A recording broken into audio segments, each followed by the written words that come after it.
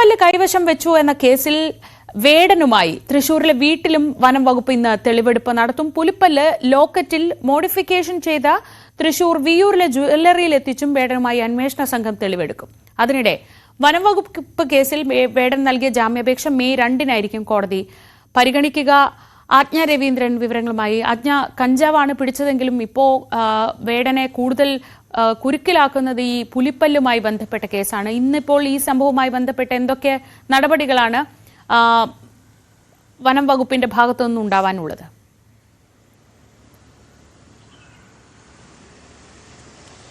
ശ്രീജ, വനം വകുപ്പിന് അനുവദിച്ചിട്ടുള്ള വേടന്റെ കസ്റ്റഡി കാലാവധി ഇന്ന് വൈകിട്ട് 5 മണിയോടെ അവസാനിക്കുകയാണ്. അതുകൊണ്ട് തന്നെ അതിനു മുൻപ് തന്നെ ഈ തൃശൂർ വിയ്യൂരിലുള്ള ജ്വല്ലറിയിൽ പുലിപ്പല്ല് രൂപമാറ്റം വരുത്തിയിട്ടുള്ള ജ്വല്ലറിയിലെത്തി തെളിവെടുപ്പ് നടത്താനാണ് വനം വകുപ്പിന്റെ ഉദ്ദേശം. അതുപോലെ തന്നെ ഇന്നലെ തന്നെ കണിയാമ്പുഴയിലുള്ള ഫ്ളാറ്റിലെത്തിച്ച വേടനെ വീണ്ടും തെളിവെടുപ്പ് നടത്തിയിരുന്നു. അവിടുന്ന് പ്രത്യേകിച്ചൊന്നും കണ്ടെത്താനായില്ല എന്ന് തന്നെയാണ് വനം വകുപ്പ് ഉദ്യോഗസ്ഥർ വ്യക്തമാക്കിയിട്ടുള്ളത്.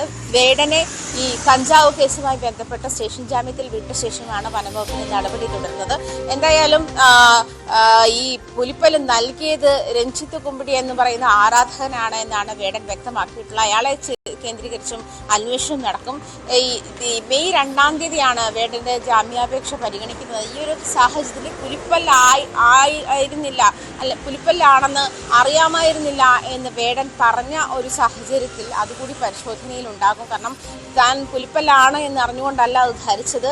ആണെന്ന് അറിഞ്ഞിരുന്നെങ്കിൽ അത് ധരിക്കില്ലായിരുന്നു എന്ന് വേടൻ വ്യക്തമാക്കിയിട്ടുണ്ട്. ആ ഒരു സാഹചര്യം കൂടി കണക്കിലെടുത്തിട്ട് ഈ പുലിപ്പല്ല് നൽകിയ ആളിലേക്ക് അന്വേഷണം കേന്ദ്രീകരിക്കുകയാണെങ്കിൽ ഒരു പക്ഷേ വേടന് ഈ കേസിൽ ഇളവ് ലഭിച്ചേക്കാമെന്നാണ് നിയമവൃത്തങ്ങൾ ചൂണ്ടിക്കാണിക്കുന്നത്. എന്നിരുന്നാൽ പോലും വന്യജീവി സംരക്ഷണ നിയമം അനുസരിച്ച് നിലവിൽ വേടൻ കൈവശം പുലിപ്പല്ല് വെച്ചത് പണിഷബിൾ ഒഫൻസ് തന്നെയാണ്. അതുകൊണ്ട് തന്നെ ഒരുപക്ഷെ ഒരു റിമാൻഡ് കാലാവധിയെങ്കിലും ജയിലിൽ കിടക്കേണ്ടുന്ന സാഹചര്യം ഇതുകൊണ്ടുണ്ടാവും. എന്തായാലും ഇന്ന് കോടനാട് അല്പസമയത്തിനുള്ളിൽ വേടനെ തൃശ്ശൂരേക്ക് കൊണ്ടുപോകാൻ ഇറക്കുമെന്നാണ് മനസ്സിലാക്കാൻ കഴിയുന്നത്. ഇപ്പോൾ വനംവകുപ്പിന്റെ കസ്റ്റഡിയിലുള്ള വേടന്റെ കസ്റ്റഡി അപേക്ഷ ഇന്ന് വൈകുന്നേരം 5 മണിയോടുകൂടിയാണ് അവസാനിക്കുക. വേടനെയും അതുപോലെ വേടന്റെ ഒപ്പം ഉണ്ടായിരുന്ന ബാക്കി 8 പേർക്കും സ്റ്റേഷൻ ജാമ്യം, കഞ്ചാവ് കേസിൽ സ്റ്റേഷൻ ജാമ്യം ലഭിച്ചിട്ടുണ്ട്.